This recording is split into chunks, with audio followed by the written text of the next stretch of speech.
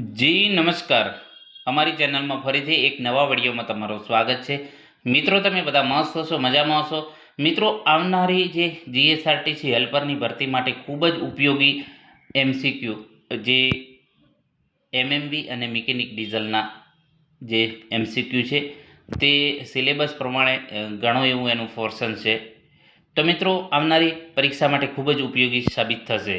તો મિત્રો, જીએસઆરટીસી હેલ્પરની જે ભરતી છે ટૂંક સમયમાં જાહેર થશે. અગાઉ પણ આપણે કહેતા હતા મિત્રો, જે સમય મળે છે એ સમયનો સદુપયોગ કરી લો. ભરતી પણ આવી જશે, પરીક્ષા પણ આવી જશે અને છેલ્લે આપણને શું મળશે? કશુંય નહીં.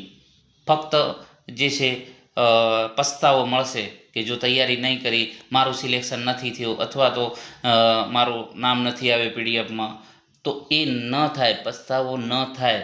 અને જે છે તમારું જે સપનું છે, બરાબર, જો સાકાર કરવું હોય તો અત્યારથી જ મહેનત કરી લો. ભરતી 100% આવશે, કારણ કે જે જીએસઆરટીસીના નજીકના સૂત્રોએ પણ જણાવ્યું છે કે ભરતી ટૂંક સમયમાં જાહેર થશે, બરાબર. અને 100% આવશે, કારણ કે જીએસઆરટીસીએ પણ જાહેર કરેલું છે કે કંડક્ટર, ડ્રાઈવર અને હેલ્પરની ભરતી આટલી કરીશું. 2300+ ભરતી હેલ્પરની આવશે, પરંતુ અમુક કારણોસર હજુ જાહેર નથી કર્યું નોટિફિકેશન, પરંતુ ટૂંક સમયમાં જાહેર થઈ જશે. તો જે સમય છે સમયનો સદુપયોગ કરો, કારણ કે ભરતી જાહેર થયા પછી થોડા સમય પછી પરીક્ષા પણ આવી શકે, કારણ કે આ વખતે દરેકને પરીક્ષા આપવાનો મોકો છે, મેરિટ નહીં બને, બરાબર. ડાયરેક્ટ જે પણ મિત્રો છે એમને ડાયરેક્ટ જે પણ ફોર્મ ભરે છે એમને પરીક્ષા આપવા મળશે. એથી સમય તમને ઓછો મળશે એવું અંદાજ લાગી રહ્યો છે. તો વધુમાં વધુ જે છે સમયનો સદુપયોગ કરી અને તમે સારી એવી તૈયારી કરો એવી આશા છે. અને તમે જે ગોલ નક્કી કર્યો છે એ તમારો ગોલ સિદ્ધ થાય. તો મિત્રો, આ વિડીયોમાં વાત કરીશું GSRTC helper MCQ mechanic diesel અને એમએમવી ભાગ 3 આવનારી પરીક્ષા માટે ખૂબ જ ઉપયોગી સાબિત થશે. મિત્રો, આ જે છે પ્રશ્નો ચિત્રો સાથે છે, જેથી તમને સમજવા સહેલું પડે. ઘણા મિત્રોના મેસેજ, કોલ અને કોમેન્ટ પણ આવેલી છે કે સર, ચિત્ર સાથે એમએમવીના પ્રશ્નો બનાવો તો સારું રહે, એમએમવી અને મિકેનિક ડીઝલના. તો મિત્રો, આ વખતે આપણે ચિત્ર સાથે બનાવેલા છે. તો ચાલો મિત્રો, સ્ટાર્ટ કરીએ. જે આઈએમપી પ્રશ્નો છે. એન્જિન કુલિંગ સિસ્ટમનો મુખ્ય હેતુ શું છે? તો મિત્રો, એન્જિન જે છે એને કુલિંગ રાખવા માટે કુલિંગ સિસ્ટમ હોય છે. કુલિંગ એટલે ઠંડુ રાખવા માટે. તો એનું જે ટેમ્પરેચર છે એ વધે ના એ માટે, નોર્મલ રાખવા માટે, તો કે એન્જિનને યોગ્ય તાપમાને રાખવા માટે એન્જિન કુલિંગ સિસ્ટમ હોય છે. એનો મુખ્ય એ જ હેતુ છે, ટેમ્પરેચર ન વધે, બરાબર. એના પછી બીજા નંબરનો પ્રશ્ન, એર કુલ્ડ. અહીં તમે આકૃતિ જોઈ શકો છો કુલિંગ સિસ્ટમની. એર કુલ્ડ એન્જિનમાં ગરમી બહાર કાઢવાનું મુખ્ય સાધન કયું છે? તો એર કુલ્ડ એન્જિનમાં જે છે ગરમી બહાર કાઢવાનું સાધન અહીં તમે આકૃતિમાં જોઈ શકો છો, ફિન આપેલા છે, કુલિંગ ફિન, બરાબર. એના દ્વારા જે છે ગરમી બહાર નીકળે છે. આ જે છે બાઇકમાં હોય છે, સ્કૂટરમાં હોય છે, બરાબર. એના પછી વાત કરીશું, વોટર કુલિંગ સિસ્ટમમાં કુલરનું પરિભ્રમણ કોણ કરાવે છે? આ પ્રશ્ન પૂછાયેલો છે મિત્રો, અને વારે વારે દરેક પરીક્ષામાં પૂછાય છે. વોટર કુલિંગ સિસ્ટમમાં કુલિંગનું પરિભ્રમણ કોણ કરાવે છે? તો અહીં તમે આકૃતિ જોઈ શકો છો, વોટર પંપ. તો અહીં વોટર પંપની આકૃતિ આપેલી છે. એના પછી થર્મોસ્ટેટ વાલ્વનું કાર્ય શું છે? થર્મોસ્ટેટ વાલ્વનું કાર્ય શું છે? તો અહીં આકૃતિમાં થર્મોસ્ટેટ આપેલું છે. થર્મોસ્ટેટ વાલ્વ તેનું કાર્ય છે જે કુલન્ટના પ્રવાહને નિયંત્રિત કરવો. ઓપ્શન બી સાચો જવાબ છે. એના પછી વાત કરીશું, રેડિએટરનું મુખ્ય કાર્ય શું? અહીં રેડિએટરની જે છે આકૃતિ આપેલી છે, એક બાજુ ઠંડુ કુલન્ટ, એક બાજુ ગરમ કુલન્ટ, બરાબર. તો રેડિએટરનું મુખ્ય કાર્ય છે કુલન્ટને ઠંડુ કરવું, ઠંડુ રાખવું, બરાબર. તો અહીં તમે રેડિએટરની તમે જોયેલું છે ટ્રેક્ટરમાં કે જે મોટી બસો છે, ટ્રકો છે, બરાબર, એમાં રેડિએટર આપેલું હોય છે. તમે બધાએ જોયેલું છે. ઘણી વખત જે ટ્રેક્ટરના ડ્રાઈવર પણ પાણી નાખતા હોય છે, બસના ડ્રાઈવરો પણ જે છે રેડિએટરમાં પાણી નાખતા હોય છે, ઠંડુ પાણી, બરાબર. રેડિએટર કેપમાં કયો વાલ્વ હોય છે? તો અહીં તમે જોઈ શકો છો, રેડિએટરમાં જે કેપમાં જે આકૃતિ આપેલી છે, તો એમાં સેફ્ટી ને પ્રેશર વાલ્વ હોય છે. ઓપ્શન એ સાચો જવાબ છે. આકૃતિ તમે જોઈ શકો છો. એના પછી વાત કરીશું, કુલિંગ ફેનનું મુખ્ય કાર્ય શું છે? જે કુલિંગ ફેન છે એનું મુખ્ય કાર્ય શું છે? તો રેડિએટર ઉપર હવાનો પ્રવાહ વધારવો. રેડિએટરની જે છે એમાં કુલિંગ ફેન આપેલો હોય છે, તો એ શું છે? હવાનો પ્રવાહ વધારે છે. ઓપ્શન બી સાચો જવાબ છે. ઓવરહીટિંગનું એક કારણ કયું હોઈ શકે? ઓવરહીટિંગ થવાનું કારણ શું છે? તો કુલન્ટની અછતના લીધે ઓવરહીટ થઈ શકે છે. એના પછી વાત કરીશું, કુલિંગ સિસ્ટમમાં કુલન્ટ તરીકે સામાન્ય રીતે શું વપરાય છે? તો કુલિંગ સિસ્ટમમાં કુલન્ટ તરીકે પાણીને એન્ટીફ્રીઝનું મિશ્રણ વપરાય છે. ઓપ્શન બી સાચો જવાબ છે. એના પછી કુલિંગ સિસ્ટમનો કયો ભાગ નથી? આમાં કયો કુલિંગ સિસ્ટમનો ભાગ નથી? તો રેડિએટર છે, વોટર પંપ છે, થર્મોસ્ટેટ છે, ઓઇલ ફિલ્ટર એ કુલિંગ સિસ્ટમનો ભાગ નથી. એના પછી વાત કરીશું, લુબ્રિકેશન સિસ્ટમનો મુખ્ય હેતુ શું છે? તો લુબ્રિકેશન સિસ્ટમનો જે મુખ્ય હેતુ છે ઘર્ષણ ઘટાડવું, અને ઘર્ષણ ઘટાડવો છે, બરાબર. એનો મુખ્ય હેતુ એ છે કે ઘર્ષણ ઘટાડવું, એના માટે આપણે લુબ્રિકેશન કરીએ છીએ. લુબ્રિકેશનથી શું લાભ થાય છે?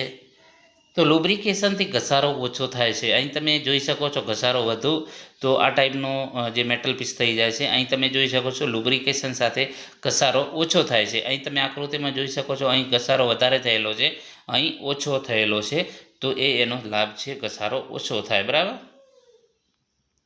એન્જિનમાં લુબ્રિકેશન માટે તેલ ક્યાં સંગ્રહાય છે? તો જે એન્જિનમાં લુબ્રિકેશન માટે જે તેલનો સંગ્રહ ક્યાં થાય છે? તો ઓઇલ સમ્પ હોય છે, નીચે આપેલું હોય છે ઓઇલ સમ્પ, તો એમાં તેલનો સંગ્રહ થાય છે. ઓઇલ સમ્પ આકૃતિ તમે જોઈ શકો છો, ઓઇલ સમ્પ આ ટાઈપનું હોય છે. ઓઇલ પંપનું કાર્ય શું છે? તો ઓઇલને દબાણથી ફરતું રાખવું, બરાબર. તો અમુક પ્રેશરે એને ફરતું રાખવું. અહીં તમે જોઈ શકો છો આપેલું છે આકૃતિ.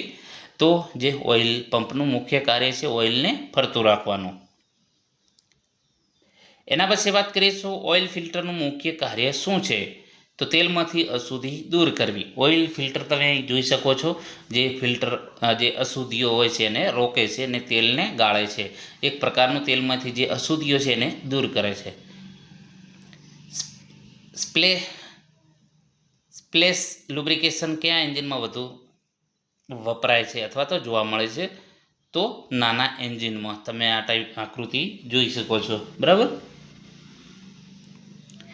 એના પછી વાત કરીશું, પ્રેશર લુબ્રિકેશન સિસ્ટમમાં દબાણ કોણ ઉત્પન્ન કરે છે? તો પ્રેશર લુબ્રિકેશન સિસ્ટમમાં દબાણ કોણ ઉત્પન્ન કરે છે? તો ઓઇલ પંપ. ઓપ્શન બી સાચો જવાબ છે. ઓઇલ પંપની તમે અહીં આકૃતિ જોઈ શકો છો.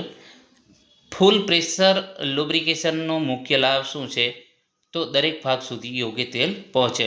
ફૂલ પ્રેશર હોય તો દરેક ભાગ સુધી ઓઇલ પહોંચે છે, બરાબર. તો એન્જિનની આકૃતિ તમે જોઈ શકો છો. એના પછી લુબ્રિકેશન સિસ્ટમનો ભાગ કયો છે?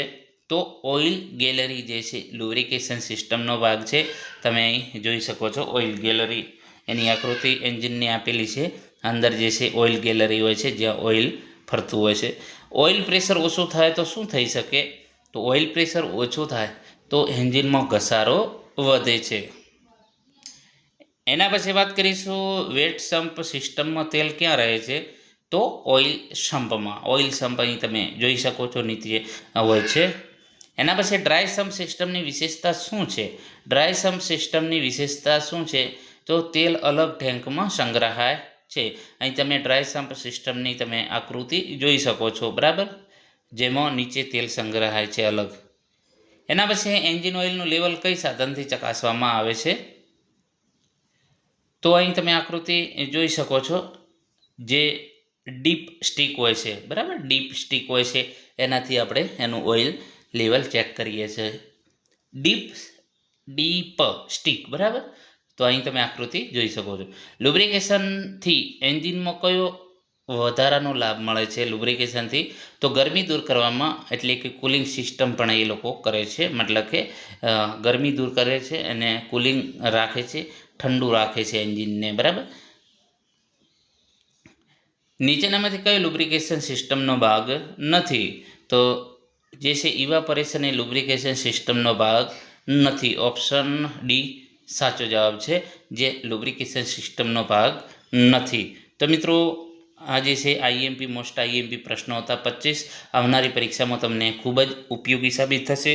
આપણે મિત્રો ટીઆર એજ્યુકેશન દ્વારા ફ્રી એજ્યુકેશન મિશન ચાલુ કરેલું છે. તો સમગ્ર ગુજરાતમાં દરેક વિદ્યાર્થી જે સ્પર્ધાત્મક પરીક્ષાની તૈયારી કરી રહ્યા છે તો એવા મિત્રોને આપણે તમામ ફ્રીમાં એજ્યુકેશન પૂરું પાડીએ છીએ. આપણો એક જ ગોલ છે કે વધુમાં વધુ મિત્રો સરકારી નોકરી મેળવે. બરાબર, ડિટેલમાં આપણે ભણાવીએ છીએ, પ્લસ પીડીએફ પણ ફ્રીમાં આપીએ છીએ. તો મિત્રો વિડીયોને લાઈક અને શેર કરવાનું ન ભૂલતા. વધુમાં વધુ મિત્રોને શેર કરજો જેથી કરીને એમને પણ લાભ થાય. અને ઘણા મિત્રો પણ કહી રહ્યા છે કે સર તમારી પહેલાં ચેનલ મળી હોત તો આજે અમે સરકારી નોકરી કરતા હોત હેલ્પરમાં. તો એ પસ્તાવો ન થાય એટલા માટે તમે પણ વિડીયોને શેર કરજો જેથી કરીને બીજા સુધી પહોંચી શકે. આભાર દોસ્તો.